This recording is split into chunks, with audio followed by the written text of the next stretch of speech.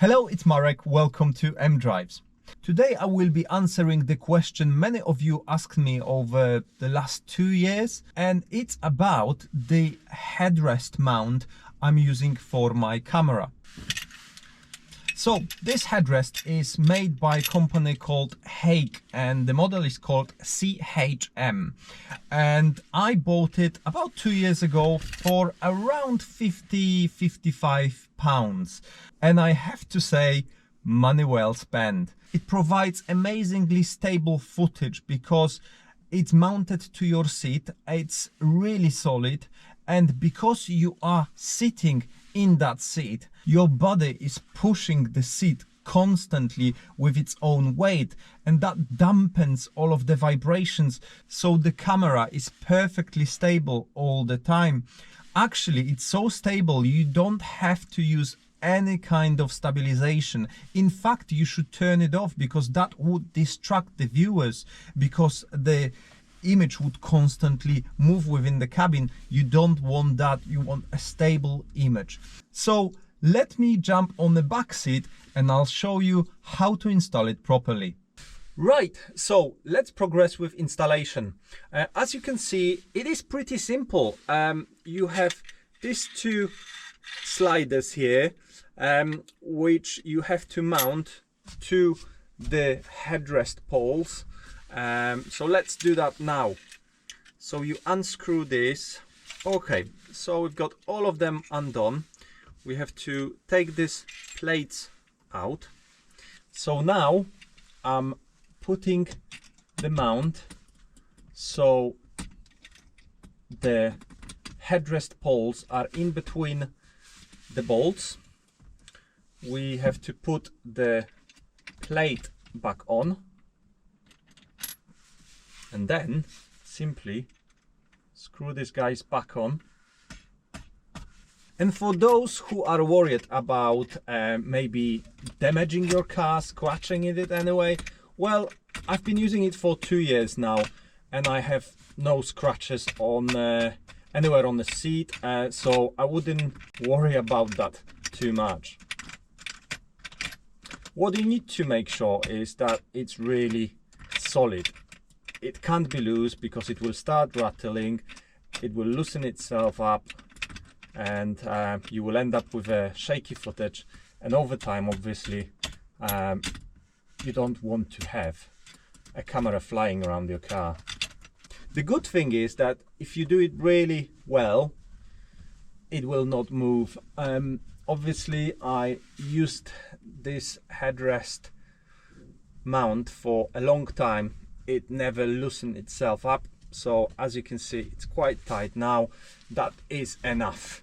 And now, as you can see, it actually comes with a normal camera thread, so you can mount different mounts here, not just for a GoPro. You can use one for a bigger camera, for example. So you know, it's up to you what camera equipment you will be mounting here, but as you can see, this is completely solid. There is absolutely no movement here. It moves with the seat and only with the seat. There is a ball joint here, so you can actually tilt it, you know, give it a different tilt, if different angle. You can turn it, rotate it, whatever you want to do with it. Really, it's quite adjustable, apart from being so simple. Obviously, if you loosen these bolts, you can actually move the whole mount to more to the left, to the center of the car, I would say, or closer to you. I prefer the position which it's in now, where it's completely to the front. It is actually about 1.5 inch from the center of the car, which to me looks absolutely perfect in the videos. I maybe could do with another inch or so, but to be honest, I don't think it's a big issue. I think it's a fantastic piece of kit, and as you've seen in many of my videos, it works really great. So as you can see, that's how it looks like when you're sitting at the back. We can turn on the camera, turn on the recording, and here you go. This is the view which I currently set it to. You can tweak it slightly, obviously. As I mentioned, the stabilization is off. It needs to stay off, otherwise you will get a very distracting movement of the camera within the cabin, which looks awful. I think one important thing to remember is if you record it like that with a GoPro, you need to think about your EV. On a day like today, it might not be a massive issue, but if it's nice and sunny, unfortunately, what's going to happen is, because your camera will try to expose the dash correctly, it will basically brighten it up, and you will end up with the footage which is completely overexposed outside your car. So what you want to do is on your GoPro, go to the settings and drop the EV by -1, or even if it's very, very sunny, you might try -1.5. If you have the latest GoPro, like for example 12, you might want to turn on your HDR, so you end up with the shot which is properly exposed, and it has very high dynamic range. With the older cameras and the GoPros which are pre-GoPro 12, unfortunately you will end up with either quite dark inside or quite overexposed outside. And one more thing, if you're using your GoPro to record something from the inside of the car, I would always use a circular polarizer filter. So you can get those for your GoPros for around 19-20 pounds. They are made by Telsin. I've got them on pretty much all of my cameras, apart of the one which is facing me, because that's not necessarily, because I'm not capturing anything which is outside. But especially on a sunny day, if you want to capture anything through your windscreen, you need a polarizer, otherwise you will end up with a nasty reflections, which is very distracting for the viewers. So back in my seat, as you can see now, after adjusting a tilt, you can make sure it's solid and it doesn't move, and you are pretty much ready to go. As I said, if you tighten things, it will not move at any point. You could also mount it to the other seat if you would fancy a different angle, more from the passenger side. You could do that. However, bear in mind, if you actually don't carry any passengers, it will shake a bit. And that's purely that, as I mentioned before, when you're sitting in the driver's seat and the camera is mounted on your seat, you are dampening any kind of vibration from that seat, because you're pushing your weight onto the seat.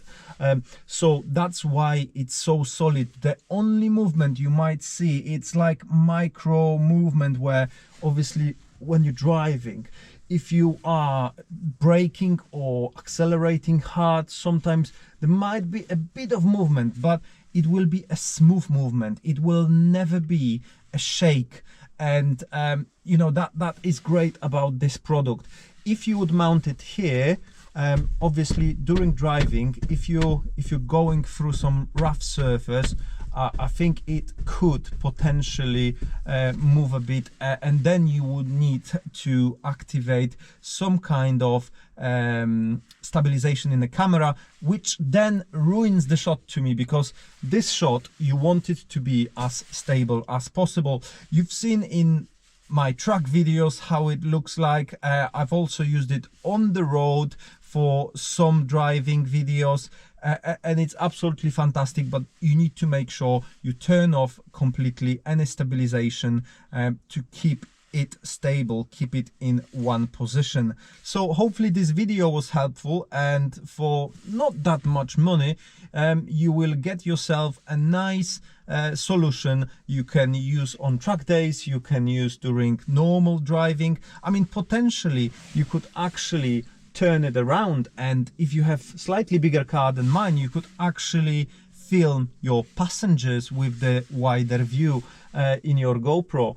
You could potentially even mount it at the back at the headrest, where actually you wouldn't get any shaking from that, because that seat at the back is always very stable. I think, you know, for 50 few pounds, it is a fantastic mount. If anything would happen to it, if I would lose it one day, I would not hesitate to buy another one again. There is also, for those who are in BMWs, a genuine headrest mount for a GoPro available from BMW, but it costs over £100. It's made of plastic. It looks better, I have to admit. It looks much better. It looks more like something designed to be in a car rather than just a piece of metal. But I'm sure you will get used to this design very quickly. It's black, it blends in really well, and the BMW product unfortunately costs over £100. So if you are willing to spend that amount of money, go ahead, do it. You might be lucky, it might be good. However, I haven't tested it. I don't know if it's stable, if it shakes or not.